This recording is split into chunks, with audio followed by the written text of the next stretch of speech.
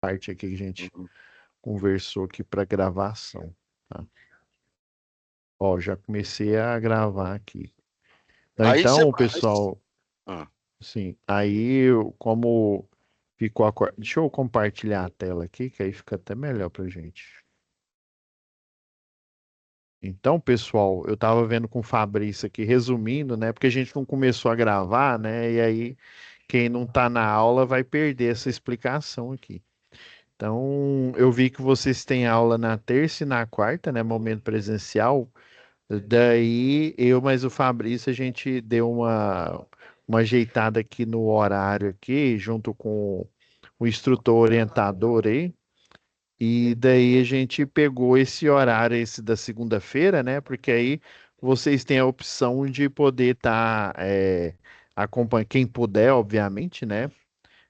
Quem puder estar na aula ao vivo, né? Na segunda e na terça e na quarta poder estar lá na presencial, né? Que o presencial realmente ele você não pode faltar, já que no EAD, né?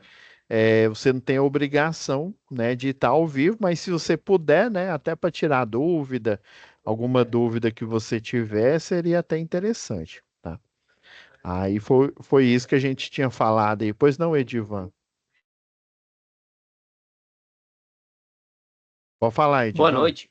Ou boa noite. boa noite. Então, houve uma reclamação lá no nosso grupo dos alunos em Hum, relação aos avisos, né? Algumas pessoas não puderam estar presentes porque foi avisado, bem dizer, em cima da hora e já tinha programado outras coisas. Não, não. E eu também não, não, queria, eu tranquilo, também Edivan. queria, eu também queria solicitar a vocês também uma relação entre o EAD e o presencial, né? Para andar no mesmo rumo, para que a Sim, gente sim. possa assimilar os conteúdos a serem estudados, porque o nosso presencial está cada dia mais complicado. A gente sai de casa para estudar e acaba não aprendendo praticamente nada. Então é importante o EAD andar no mesmo rumo que o presencial.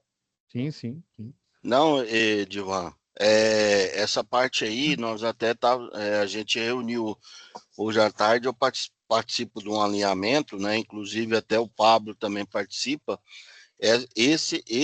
A gente até sabe, né, da questão aí do presencial, né? Inclusive já vai haver um alinhamento com o Pablo, dele com o tutor presencial, para que vocês não fiquem de forma prejudicada. É óbvio que hoje é, é, foi um pouco, na verdade, a gente foi surpreendido, porque vocês têm dois dias na semana que pega as aulas presenciais, que é terça e quarta, né?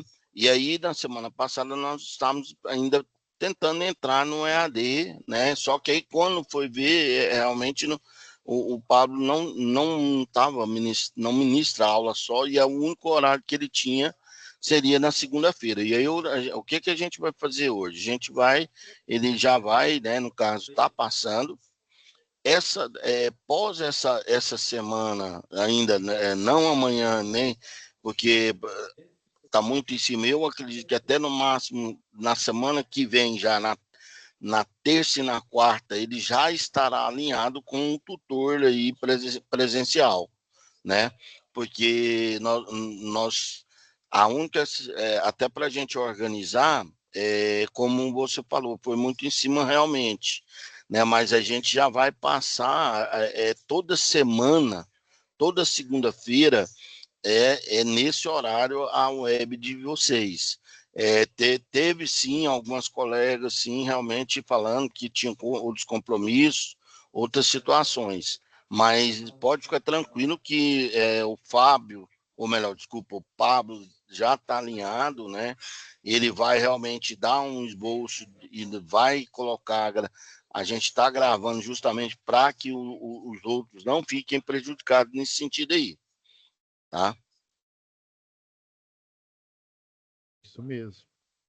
Obrigado, viu, Fabrício? Nada. Pessoal, Pablo, é contigo aí. tá bom. Então, brigadão, viu, Fabrício? Nada. Tchau, tchau, pessoal. Tchau.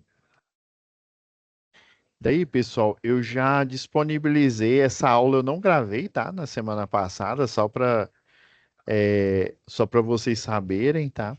Eu já tinha essa aula aqui gravada sobre o conteúdo, inclusive, deixa eu ver se eu coloquei lá em situação de aprendizagem no fórum. Aí, geralmente, não, eu não pus aqui ainda não. Aí, geralmente, eu dou uma dica para vocês, né?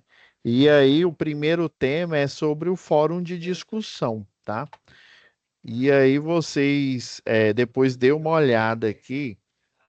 Inclusive, eu preparei um material extra, porque se a gente olha lá no fórum de discussão, essa planta baixa aqui, ó, se você der um zoom aqui, você não consegue enxergar muita coisa, não. Aí, o que que eu fiz? Eu fiz um material extra aqui. Aí eu vou até pedir para o Fabrício já colocar ele aqui na. Aí onde que eu coloco ele? Eu vou pedir para ele colocar numa pasta aqui em cima dessa aula, tá? Porque aí qual que é o meu método aqui para otimizar nossas aulas? Eu aproveito cada aula, por exemplo, aqui nós temos 3 atividades, né? Fora o fórum de reforço, ou seja, 4.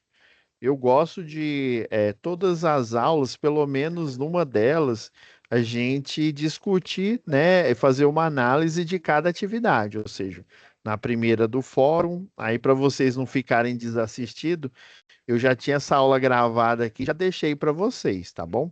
Mas essa aula, ela realmente ela não aconteceu dia 18, não. É porque quando eu fiquei sabendo, né, que eu assumi a turma de vocês para vocês não ficarem desassistidos, já deixei a aula aqui, tá? Pra vocês não perderem o ritmo.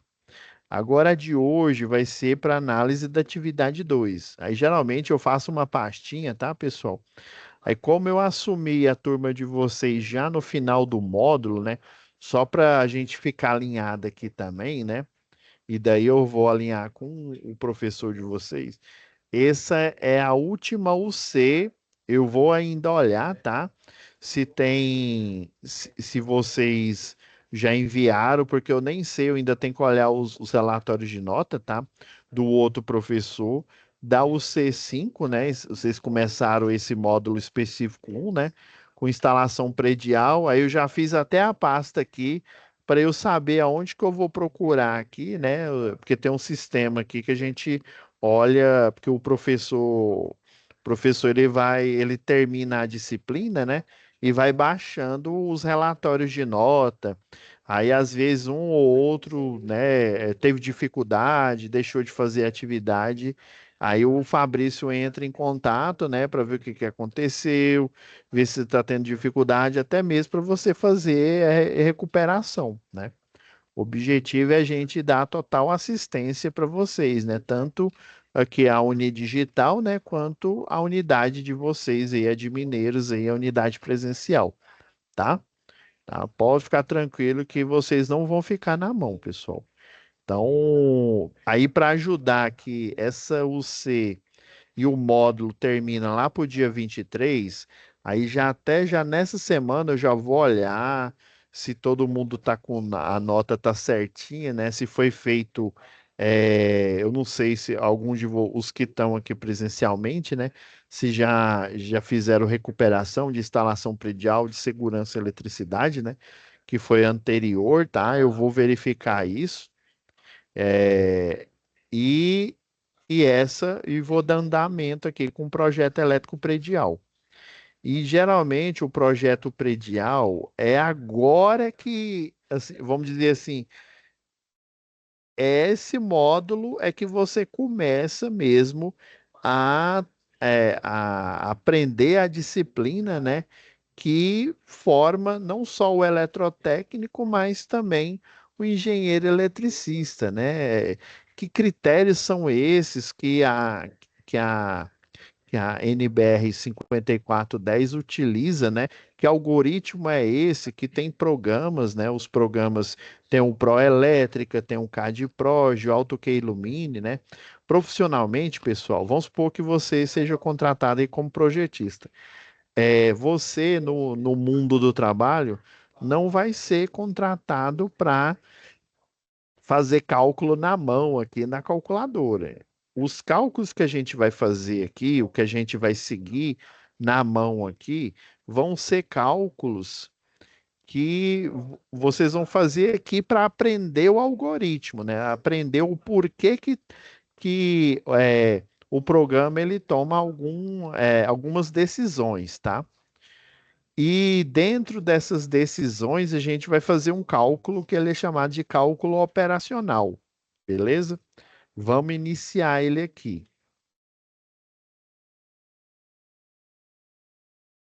A gente tem a situação de aprendizagem 1, já vou baixá-la aqui. Eu não sei se vocês estão com a nova, mas se não tiver, não tem problema não, que o Fabrício coloca aqui, ó. Aí eu sempre faço isso, ó. Por exemplo, eu tenho a pastinha de momento presencial, porque eu já dei uma olhada aqui no sistema, né? E verifiquei e até já olhei as FOs aqui junto com o Fabrício. Então tem a atividade, né? Sempre eu faço assim, ó. A pastinha de atividades.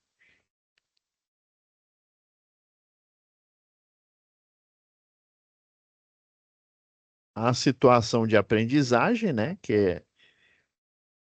E a folha de atividade. Ó, essa folha de atividade aqui, pessoal, eu vou fornecer uma para vocês, que eu vou procurar ela aqui já que eu forneço. Deixa eu fazer o download aqui da pasta. Eu acredito que essa daqui não seja a.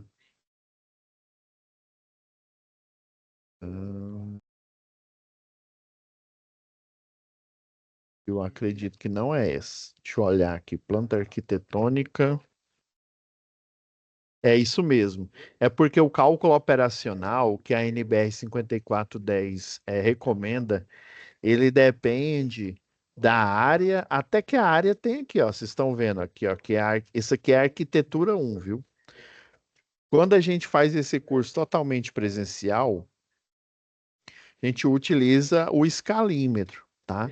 Mas como a gente está fazendo ele parte EAD e parte presencial, é interessante até para que vocês aprendam o porquê, como que é o cálculo, né? Porque assim, no dia a dia, se você for projetista, eles vão pagar para você fazer, por exemplo, o curso lá do. Eu já trabalhei em escritório, né? Que a gente utilizava, não sei se vocês conhecem, o AutoQI Illumine, né? Vocês hoje já ouviram falar desse programa. E daí ele faz tudo, ele calcula tudo e você é apenas um. É igual a gente utilizar aquele o Copilot, né? Lá da OpenAI, né?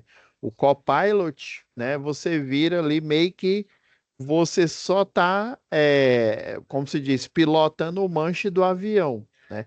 Mas o restante, navegação, outra parte, tudinho, é o Copilot que está fazendo, né? Do mesmo jeito vai ser no mundo do trabalho. Hoje em dia a gente não faz tudo na mão, porque senão a gente atrasa projeto, atrasando o projeto, os clientes vão abandonar a empresa, né? Então, hoje em dia, aí, com essa era digital, ainda mais com a era aí de inteligência artificial, tá muito mais rápido a resolução, né? Você fazer os projetos, as empresas, principalmente empresa grande, né? Até empresa pequena. Nesse escritório que eu comecei trabalhando, ele era pequeno, mas o dono lá, ele já tinha uma visão lá para frente, né? Inclusive, ele era até professor lá da Federal, né? E daí ele já tinha todos esses programas, o que saía, o que estava no hype, ele comprava, pagava para a gente fazer o curso, né, para a gente aprender e a gente poder aplicar lá no escritório, tá? Aí a única vez que eu lidei com esses cálculos foi lá na engenharia elétrica, né, aprendendo eles fazendo tudo na mão do projeto. Então, o que que é o projeto? A gente vai fazer um cálculo, porque é o seguinte, pensa, eu vou só que deixa eu só achar a arquitetura de vocês aqui.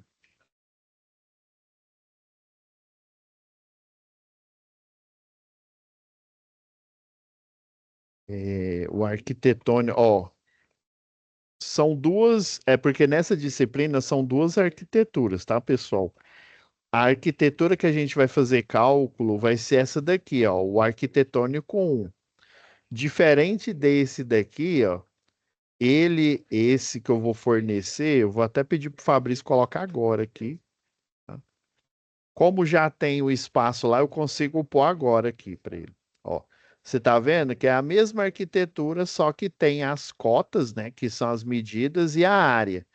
Para a gente fazer esse cálculo aqui, para vocês aprenderem o passo a passo dele, é necessário que vocês tenham acesso às cotas e às áreas, tá? Quando é no método antigo, a gente utiliza escalímetro, por isso que ele dá a escala aqui, ó, 1:50, né? A gente faz tudo aqui na mão, mas como é digital, o interessante é vocês já terem essas medidas aqui para vocês entenderem. É mais importante você entender o cálculo operacional do que vocês aprender a usar escala, né? Porque a gente está sempre evoluindo.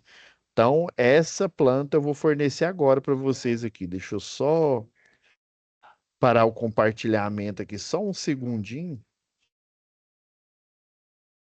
que aí eu já resolvo aqui. O Fabrício já me deu a autorização aqui, eu já consigo colocar agora para vocês. Folha de atividades, tá na pasta.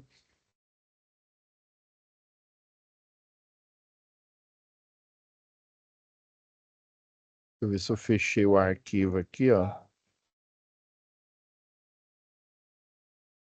Acho que agora vai dar certo.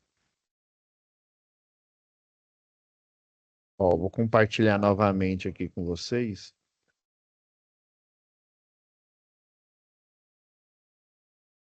Tá? Ó, o Fabrício me ajudou aqui, ó. Agora, quando vocês entrarem lá, ó, além de ter a planta arquitetônica, né, que é a original do exercício, eu elaborei essa daqui com as cotas e as áreas já pronta, tá? E é essa daqui, ó. Agora vocês conseguem baixar ela agora aí, ó. Então, para eu não perder tempo, eu já vou copiar aqui do meu arquivo e já colocar ela aqui disponível aqui para a gente já fazer a análise. A gente fazer aqui Mas antes da gente fazer a análise, né, e ler aqui o descritivo, cadê? Deixa eu abrir aqui o descritivo. Eu não tinha aberto ainda não. Aí essa aqui é a folha de atividade, tá? É porque eu estava com outra aberta aqui da aula anterior. Vou fechar aqui, que isso aqui é de eletricidade, que eu estava dando aula com os meninos. Deixa eu ver se tem mais alguma coisa aberta aqui. Não, tá ok. Então é o seguinte, essa empresa aqui, ó, a TAS Engenharia, ele fala, né, que ela trabalha no segmento multidisciplinar de projetos, ou seja, tem a parte de arquitetura, né? Eu trabalhei, não sei se vocês conhecem, que tem aqui em Goiânia a JC Distribuição, né? Ela fica ali em Aparecida. Aí eu trabalhei numa construtora que prestou serviço para eles. Aí nessa construtora tinha a equipe de arquitetura, né, e urbanismo, tinha a equipe lá de civil. Aí dentro da equipe de civil tinha um pessoal que só fazia cálculo hidrossanitário, tinha um pessoal que fazia cálculo de armadura. O que que é armadura, professor? Tanto assim, tanto a armadura de concreto armado para prédio, né? E eles faziam também armadura, cálculo de armadura para pontes, né? Que eles têm obra no Brasil inteiro, tá? Aí a gente tinha a parte lá de refrigeração, tinha a parte de engenharia mecânica e tinha a parte que eu trabalhava lá, que era de engenharia elétrica, tá? Então, geralmente, quando a empresa é grande, né? Às vezes até empresas pequenas têm o departamento, ele é multidisciplinar, tá? Aí aqui ele fala que esse projeto aqui, ó, então a TASO aqui, ela foi contratada para desenvolver projetos de engenharia em uma unidade residencial situada em Salvador, Bahia, beleza? Onde o padrão é 220/127. Só que vocês estão vendo aqui, ó, E tá até desatualizado que tá Goiás Enel, né? Agora é Goiás Equatorial, tá? Então, aqui ele fala que a Fernanda aqui, que é a técnica eletrotécnica, o padrão de fornecimento aqui é 127.220. Quando você vê esse padrão de tensão aqui, pessoal, já dica, ó, como diz um professor nosso que o Alan, né, dica do especialista. Quando você vê aqui, ó, num equipamento, você vê desse jeito aqui, ó, essa configuração aqui, sempre o valor de menor tensão é o valor monofásico da rede elétrica desse local aqui, no caso, Salvador, Bahia aqui, né? Aí, se eu não me engano, acho que na Bahia agora é a Neoenergia. Se não me falha a memória, é Neoenergia lá. Então, sempre o menor valor, às vezes você vai encontrar ele desse jeito, assim, ó. 127/220 volts. Ou você vai encontrar o maior na frente, né, com o menor atrás, ou, né, o menor valor à frente e atrás. Aí você já pega a manha aqui, ó. Sempre o menor valor é a tensão monofásica da rede, tá? E o maior valor é a tensão de linha, tá? Eles nos livros eles chamam de tensão de linha, mas na verdade é uma tensão bifásica, é de duas fases, viu? Pessoal, isso aqui não é o trifásico, não, não é trifásico, é tensão de duas fases. É porque é o seguinte, o trifásico dessa rede aqui, aí eu faço sempre assim, ó. Você pega a tensão monofásica, multiplica por raiz quadrada de 3, tá? Vou até aproveitar que a calculadora tá aqui, ó. Vamos pegar umas manhas aqui, umas dicas aqui que são dicas importantes, viu? Por curso de eletrotécnico e o pessoal lá da engenharia, é uma das dicas que eu costumo ser a primeira que eu passo, porque isso vai ficar gravado na sua memória. A mãe é o seguinte, ó. Nessa região aqui da Bahia, aí tá falando que o padrão é 220/127. Então você já pensa, o professor falou que a menor tensão é a monofásica. Para eu achar a tensão de linha ou a bifásica, né? Eu vou pegar a tensão monofásica e multiplicar por raiz quadrada de 3. Então, 127. Professor, por que que não é 110? Você vai entender agora, ó. Vezes raiz quadrada, né, de 3. Deu quanto aqui, ó? 219. Se a gente aproximar para nenhuma casa depois da vírgula, quanto é que dá? 220, né? Que aqui o número significativo é o 9, né? Se a gente aproximar para nenhuma casa depois da vírgula, ou seja, para um número inteiro, vai dar 220 volts. Professor, peraí, então quer dizer que quando, até em manual lá de chuveiro, quando mostra lá a tensão 110, na verdade não é 110, é 127 volts? Isso mesmo. Essa é uma das maiores, se não a maior pegadinha do malandro, né? Até o Sérgio Malandro, uma hora dessa, ele vai estar aparecendo aqui. Na eletrotécnica, viu? Isso aqui é dica de ouro, pessoal. Isso daqui não é qualquer um que sabe, não, viu? Eu já vi eletricista, já velho de casa, não saber disso. Eletrotécnico é o pessoal da engenharia lá. Eu tenho um pessoal que eu dou aula ali em Trindade, né, no Instituto Federal, também do mesmo jeito. Todo lugar que eu vou, essa pegadinha aqui sempre pega todos. Então, na verdade, o 110 ele é 127, viu? Isso aqui é conhecido como tensão eficaz. Lembra lá de eletricidade, se você estiver lá com o professor? Em eletricidade, lembra que vocês viram circuito de tensão alternada, né? E aí esse 127, ele é a quadratura, ele é a chamada de tensão eficaz, né? Ou tensão, né? RMS. Ele chama ela de eficaz ou então no livro você vai achar RMS. E aí você tem, como ela é uma senoidal, a tensão de pico. Aí geralmente a tensão de pico é a tensão eficaz multiplicado por raiz quadrada de 2, né?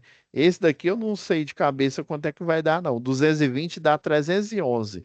Professor, então você está querendo dizer que na hora que eu pego o multímetro, coloco na tomada e dá 220, na verdade, tem uma tensão de pico de 311? É. Professor, mas eu ouvi dizer, o outro professor disse que o circuito não queima até 250 volts, 240, né? Peraí, 311 ele vai queimar.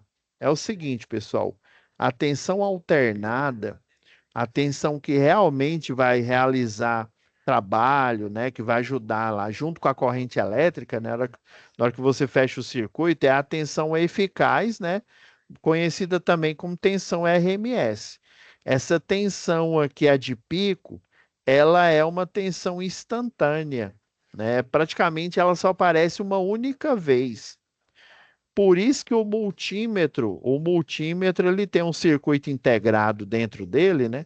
Aí esse circuito integrado, na hora que você coloca as pontas de prova lá na tomadinha lá, né, o padrão brasileiro aqui, né?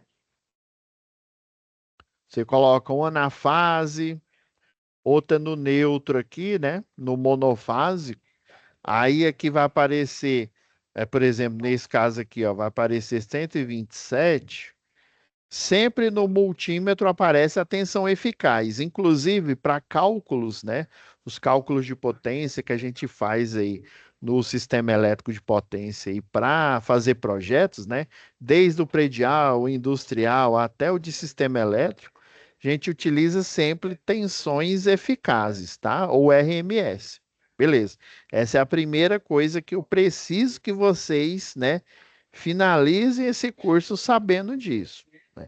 Então, sempre quando aparecer essa configuração, você já sabe, opa, a tensão monofásica é o menor valor, né? Já que está aparecendo um V aqui, né?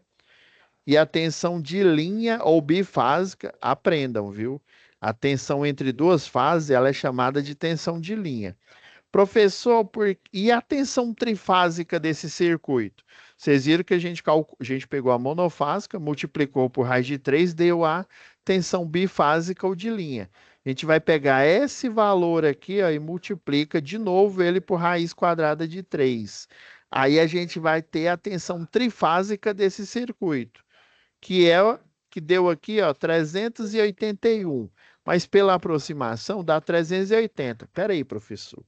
O senhor está querendo dizer que a tensão trifásica, aonde o monofásico é 127, é 380 volts? É.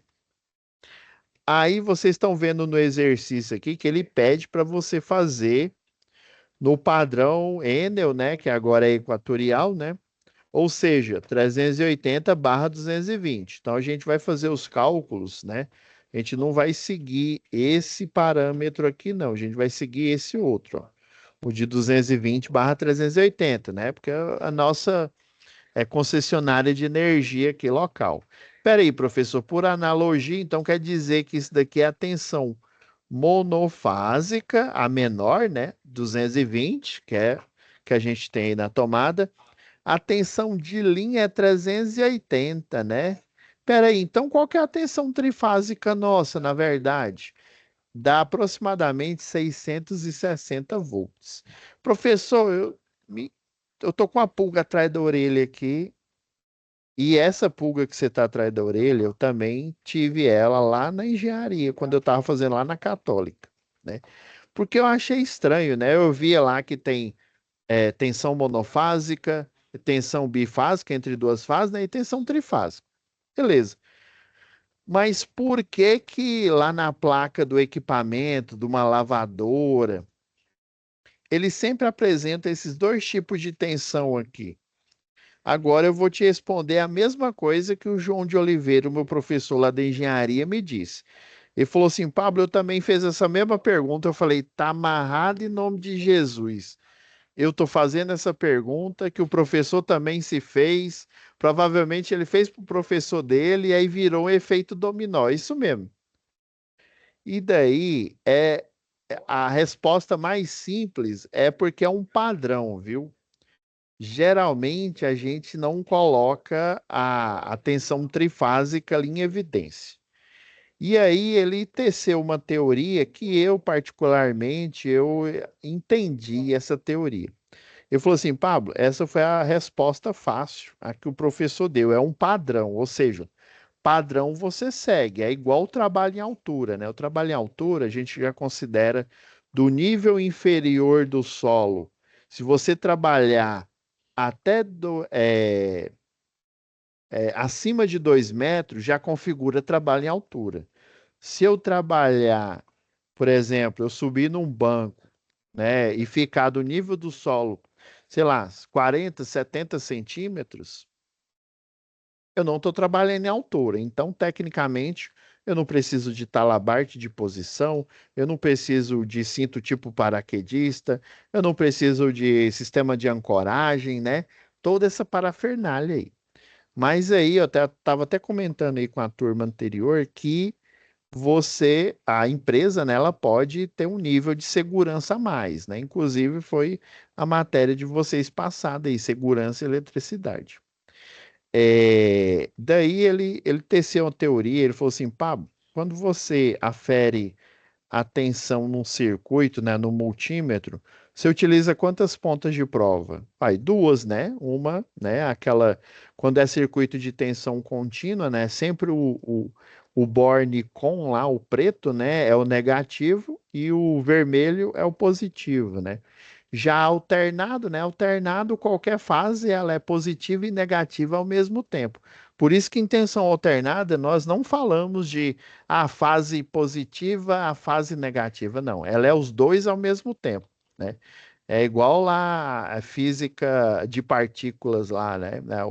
É o entanglement, né? O entrelaçamento, né? É cara e coroa ao mesmo tempo, a não ser que o observador, né? Ou seja, o cientista lá que faz a aferição, na hora que ele faz a aferição, vai dar cara ou vai dar coroa, né? Aí, no caso, fase neutro, ele é positivo na metade do tempo e negativo na outra metade do tempo lá, né? A senoidal aqui.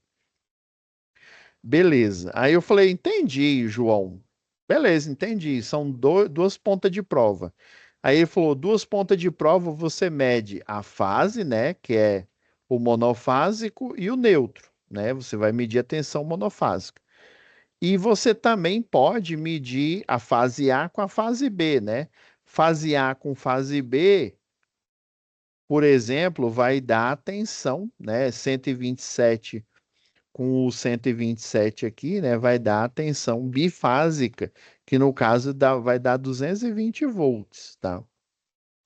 E o único equipamento, aí ele pegou e me perguntou: você conhece, Pablo? Aí na época eu ainda era engenheiro Nutella, né? Ou seja, não era nem engenheiro, né? Eu era estudante de engenharia. Aí ele falou assim: Pablo, você conhece algum equipamento que faz aferição com mais de duas pontas de prova? Eu falei: não conheço. Ele falou: existe, viu? E ele é chamado de vatímetro. Lembra lá que a fórmula da potência é a tensão multiplicado pela corrente. Existem dois tipos de vatímetro. Tem um vatímetro a três condutores, tá? É a três pontas, né? E tem o vatímetro a quatro condutores. Inclusive, o vatímetro, ele é a três pontas, uma ele utiliza para aferir tensão, né, em relação a um referencial, né, aí no caso o referencial pode ser o neutro, né, que o neutro, no final das contas, ele vai estar aterrado, né, que na baixa tensão nossa, a ligação ela é em estrela, né, ou seja, ela tem as três fases e entre as três fases ela tem o neutro, né, que ele é aterrado, né? Ele é aterrado no sistema elétrico potência. Então, uma ponta eu calculo no vatímetro, né? Eu calculo a tensão em uma ponta só, viu? E em duas eu calculo a corrente. Aí, nesse caso, você tem que configurar o vatímetro, porque dependendo da corrente elétrica, esse vatímetro ele pode queimar, né? Se você não ajustar ele para ele é, suportar aquela corrente elétrica, tá? Aí tem também a 4 condutores, que aí esse 4 condutores você utiliza 2 para tensão e 2 para corrente. Aí o referencial você pode pegar tanto lá do neutro quanto do terra. Esse A3 condutores, o referencial é o próprio terra do equipamento lá, tá? Aí tem alguns desses vatímetros que eles utilizam chamado transformadores de corrente para aferir corrente e transformador de tensão para aferir tensão. Aí, na verdade, ele vai utilizar uma garrinha, né? A garrinha que é o TC, né? É o transformador de corrente. A vantagem de você utilizar essa garrinha, não tem o alicate multímetro, né? Com alicate multímetro, aquela parte do alicate, você já percebeu que você sempre afere corrente elétrica? Por quê? Porque a corrente elétrica pode ser muito alta e a gente aprendeu lá em eletricidade que para eu aferir corrente elétrica, a corrente ela tem que passar dentro do equipamento. Aí imagine um equipamento que passa uma corrente de 800 amperes, o que que vai acontecer com o multímetro? Vai torrar ele, né? 800 amperes aí, né? Então, o ideal é utilizar um eletroímã, né, é chamado de transformador de corrente, né, que ele aproveita, lembra que lá em eletricidade o professor falou da regra da mão direita, né? A gente tem a corrente elétrica que passa aqui no cabo, né? O alternado, né? Ora ela vai para um sentido, ora ela vai para o outro. Os outros dedos aqui, eles representam o campo eletromagnético circundante. Então, o alicate, o que é que ele vai fazer? Você coloca ele no cabo aqui, ele vai perceber esse campo eletromagnético circundante, e aí na IHM dele vai aparecer, sei lá, 10 amperes, 20 amperes, 40 e por aí vai, tá? Então, por padrão, você consegue fazer leituras com um condutor de tensão, né, e de corrente com 2 condutores, mas o ideal, como a corrente necessariamente ela passa por dentro do equipamento, e se esse equipamento não tiver uma resistência que é chamada de desvio, né, shunt, né, resistência shunt, e ela não for dimensionada, não for projetada para suportar aquela alta corrente, esse equipamento ele vai queimar, tá? Ele queima mesmo. E daí, para evitar isso, eles utilizam o uso de garras, né? TC, TP, né? Até o TP também, que é para aferir tensão. Mas o mais grave é porque a corrente elétrica ela tem que passar por dentro do equipamento. E dependendo da bitola, da bitola dentro, o circuito, por exemplo, ele tem um barramento muito fino, né? As trilhas dele. Aí o que vai salvar as trilhas do circuito são as resistências de desvio, né? Que ela pega, ela dissipa a maior parte da corrente elétrica, né? E aí evita que o equipamento queime, né? Mas assim, o ideal é você utilizar, tanto que a gente utiliza o alicate multímetro, né? Porque no alicate a gente afere a corrente. Beleza. Então, por essa questão, o padrão é sempre tensão monofásica e a tensão bifásica, que é chamada de linha, né? Então, é difícil, por exemplo, você nunca consegue aferir a tensão trifásica utilizando, só se você estiver utilizando o vatímetro, que aí ele vai aproveitar o de 3 pontas, né? Uma ponta ele está lá na fase A, por exemplo, né? As outras 2 pontas ele está aferindo corrente elétrica, aí ele aproveita e faz o cálculo, né, que é a lei dos cossenos, né? Se a gente fosse ver aqui na parte de engenharia, a parte de prova, né, prova matemática, como que a gente chega nessa raiz quadrada de 3 é através da lei dos cossenos, lá na trigonometria, tá? Beleza. Isso eu ainda não falei do algoritmo, tá, pessoal? Do algoritmo eu vou falar, né, provavelmente aqui na próxima aula. Mas já vou preparando vocês. Eu precisava que vocês, né, soubessem desse fato aqui, né, da tensão monofásica, da tensão bifásica. Aí qual que é a atividade aqui, ó? Aí a gente já vai, ó, inclusive ela já está respondida aqui, ó, um exemplo do circuito de iluminação, tá? Aí não sei se vocês perceberam, ó, circuito de iluminação, né? 6 pontos de lâmpada incandescente embutido no teto, né? sendo duas de 100 volt ampere, cozinha e banheiro, duas de 200 na sala, uma de 160 no quarto 2 e uma de 220. Isso aqui é tensão, viu? Não é potência, viu? Volt ampere. Não confunda o 220 de tensão com o 220 de potência, tá? E 220 de potência no quarto um, chegando num total de 980. Fala a verdade, né? Fala a verdade aqui, né? Quem está assistindo a aula aqui, né? O Adriano, né? Elider, Valéria, se não me engano. Me fala a verdade aqui. Olha para esse. Até o Fabrício vai concordar aí, né? Porque ele é da área do TI, né? Rapaz, você olha num cálculo desse e fala: misericórdia. Eles tiraram, né? Pegaram uma cartola, tiraram um coelho, né? E sei lá da onde que eles tiraram esses valores aqui, né? Como é que eu chego nesses valores, né? Que algoritmo é que eu utilizo para chegar nesses valores aqui, né? Não faz sentido, né?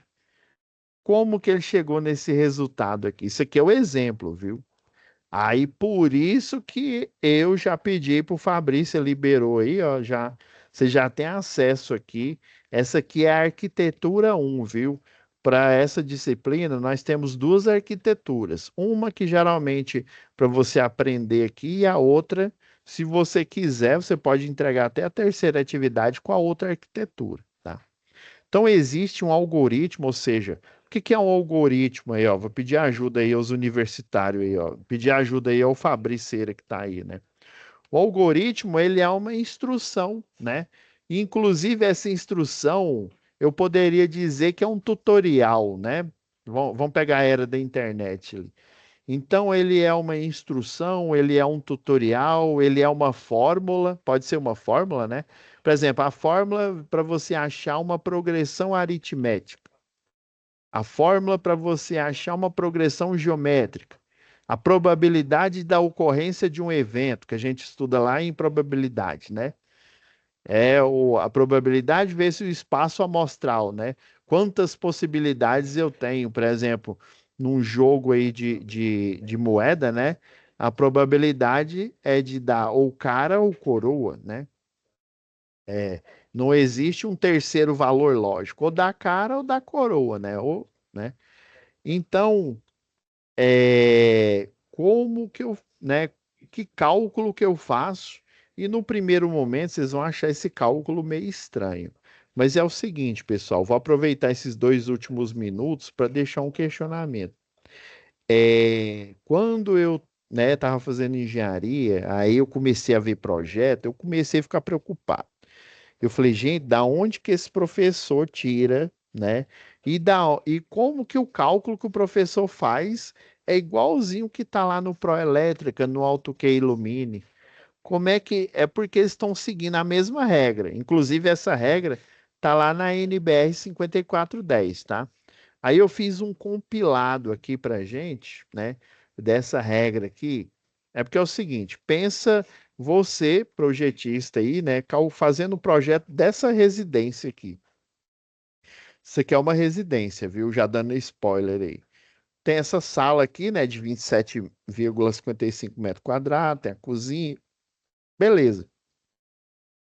Você concorda comigo? Aí, de novo, eu perguntei lá pro professor João de Oliveira. Eu falei, professor, fala a verdade, esse negócio de área maior que 6 metros quadrados, né? Esse pessoal tirou, não sei da onde, né? Eu não posso dizer que esse horário não me permite. Não, ele tirou da cartola, né? Fala a verdade. Ele inventou, né, esse valor. Ele falou, não, Pablo, é o seguinte. Numa residência, é difícil eu determinar. Por exemplo, imagina você, funcionário de uma construtora, de um prédio aí de apartamentos, né, de 25 andares, 3 apartamentos por andar, né? E aí eles têm, cada apartamento tem exatamente essa configuração: 2 quartos, sala, cozinha e banheiro aqui. Beleza. Você vai vender para pessoas. Só que esse prédio aí de apartamentos, a construtora já faz o projeto, né? O projetista faz o projeto, a construtora executa ele sem sequer saber o poder aquisitivo. Ela, obviamente, tem um estudo lá, né? Tem a área nobre ali, aí o metro quadrado daquela área nobre vale mais tanto, tá? Mas o que eu quero dizer, como é que eu vou adivinhar que o cidadão aqui, né, vai utilizar três tomadas, duas tomadas, uma lâmpada aqui no meio. Ele pode, como essa sala que é comprida, né, ele pode separar ela em dois ambientes, né? Pode utilizar isso aqui como sala de estar e esse aqui sala de jantar, né? Ou sala de estar e aqui, sei lá, sala de TV, né? Colocar uma TV aqui e aí ele janta que é na cozinha por uma mesa aqui, né? Então, assim, isso é muito aleatório. Daí, a 5410, né? Não sei se o professor contou em aulas anteriores como que ela foi criada, né? Essa norma aqui, ó, eu vou aproveitar mais uns 2 minutinhos, tá, pessoal?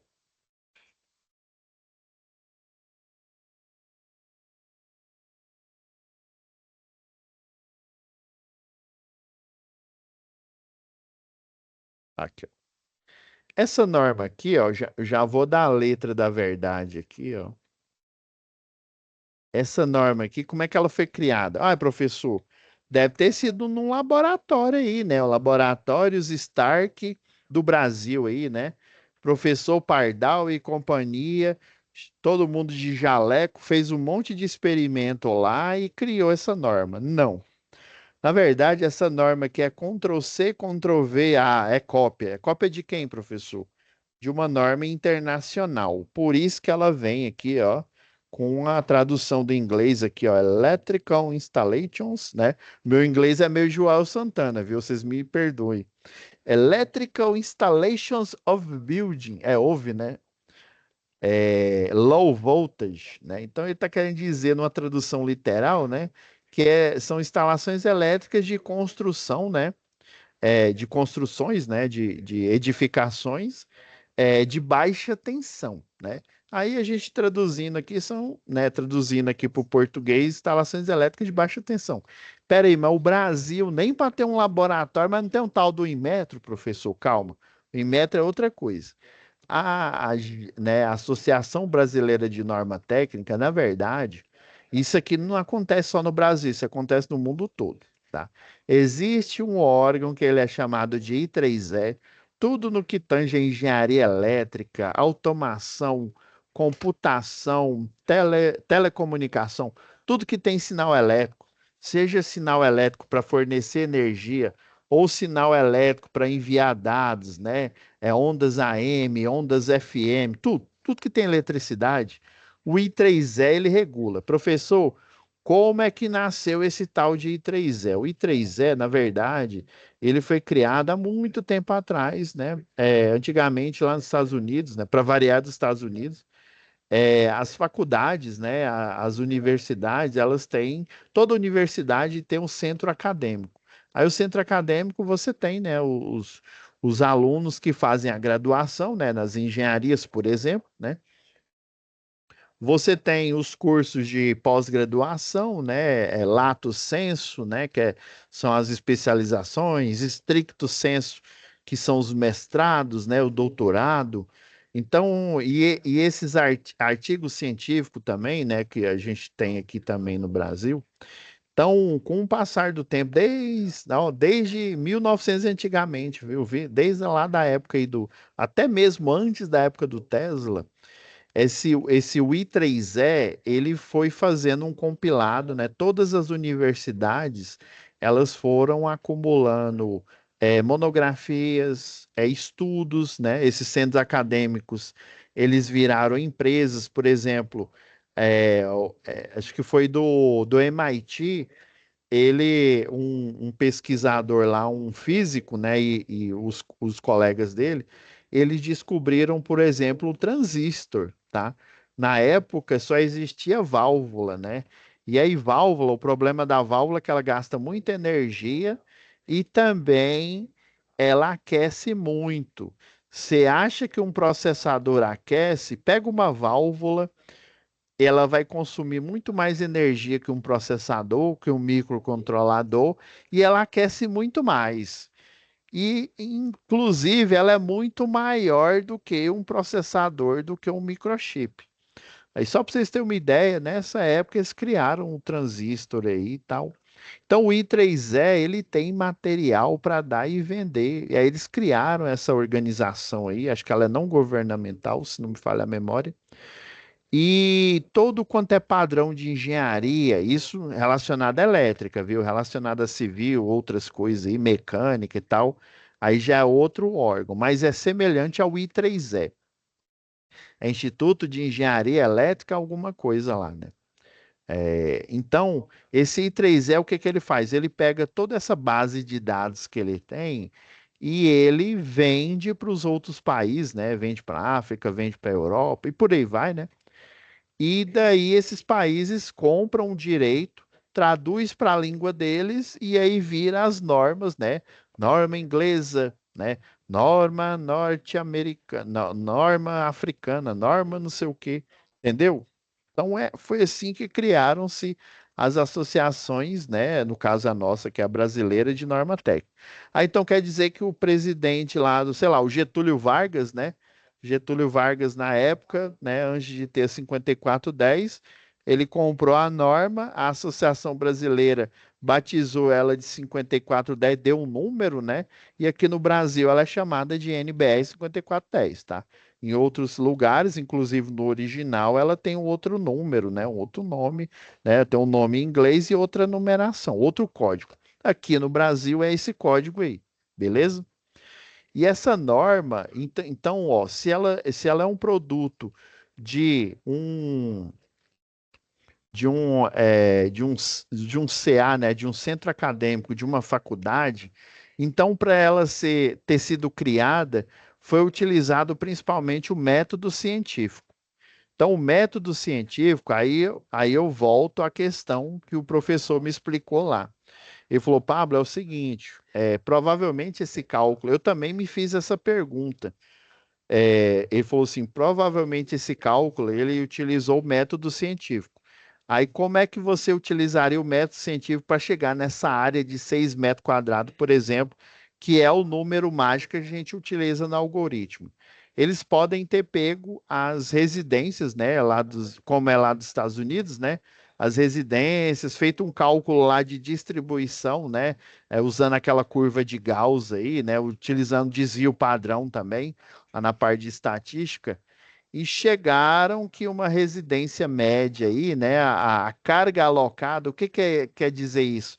A carga alocada, ou melhor dizendo, a mínima carga alocada de iluminação que uma cozinha deve ter, que uma sala deve ter, eles chegaram, né, fazendo essa distribuição, pegando várias residências com várias áreas, né, fazendo o desvio padrão, aí chegaram nesse resultado médio. Então, quando você faz esse cálculo você não tirou ele do nada. Esse cálculo foi utilizado o método científico, ou seja, foi utilizado estatística, foi utilizado probabilidade para você criar um algoritmo em que mesmo eu não sabendo quem que é o meu cliente, quantos equipamentos que ele tem, na média eu consigo fazer um projeto que atenda, né, a esse cliente. É semelhante aos números, a gente não tem os números de roupa, né? Tem o P, tem um M, tem um G, tem um GG, tem um XG, né? Aí até quando a gente compra roupa em outros lugares, né, tem até umas letras diferentes, X, XL, né? Então, isso tudo é método científico, né? É utilizando estatística, utilizando desvio padrão, né? Que é uma dos cálculos existentes lá em estatística, né? Na parte ali de estatística e probabilidade, para você chegar nesse algoritmo. Porque eu tinha a sensação que eles tinham tirado esse número do nada, né? Esse 6 metros quadrados, esse tal de 4 metros quadrados, se é maior, se é menor, tá? É porque, assim, eu vou começar a fazer esse cálculo na próxima aula, né? Porque já passou 10 minutos e eu tenho que entrar numa outra aula aqui, pessoal. Aí, vocês entenderam? Eu preciso explicar o porquê desse cálculo. eu não posso simplesmente jogar esse cálculo, né, essa fórmula no colo de vocês e falar, aceitem, né? Aceitem. Ai, professor, por que que eu estou fazendo esse cálculo? Deus quis. Não. Esse cálculo foi utilizado um método científico, foi utilizado uma média, né? O desvio padrão, por exemplo, ele é uma média. Esse desvio padrão ele pode ser utilizando média ponderada, ele pode utilizar simplesmente uma média, né? O pessoal chama de mediana, né? A ponderada você utiliza pesos, né? Aí, por exemplo, você pode utilizar o critério para dimensionar os pesos, né? Ah, uma cozinha para um lar médio norte-americano, né? Ele foi feito baseado lá, né? Um lar, né, de alto padrão, um lar de baixo padrão, um lar de baixa renda, né? Então, eles provavelmente utilizaram uma média ponderada, né?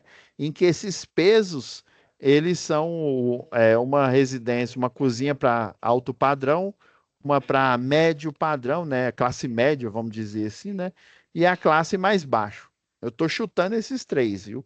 Acesso a esses cálculos eu não tenho, né? Mas quando uma faculdade, um centro acadêmico faz isso, né?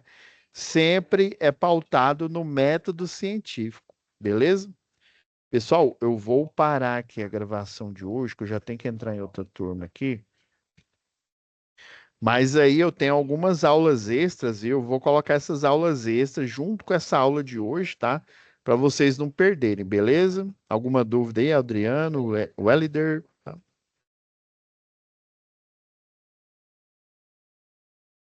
Ó, e mais uma vez, obrigado, tá, pessoal? Vou fazer o alinhamento lá com o professor, tá? Para a gente e colocar a outra aula extra aqui, tá? E eu vou disponibilizar, já disponibilizei, né? Agora aqui na aula, o Fabrício, obrigado, Fabrício, ter me ajudado aí. Ele já disponibilizou, foi ele que abriu o acesso aqui, eu consegui pôr a aula, né? Aí utilizam essa arquitetura com as cotas, né? Com as medidas e com a área, que aí vai ficar mais fácil de vocês entender o cálculo operacional, tá? Então é isso, pessoal. Fiquem com Deus e até a nossa próxima web aula. Parar aqui a gravação.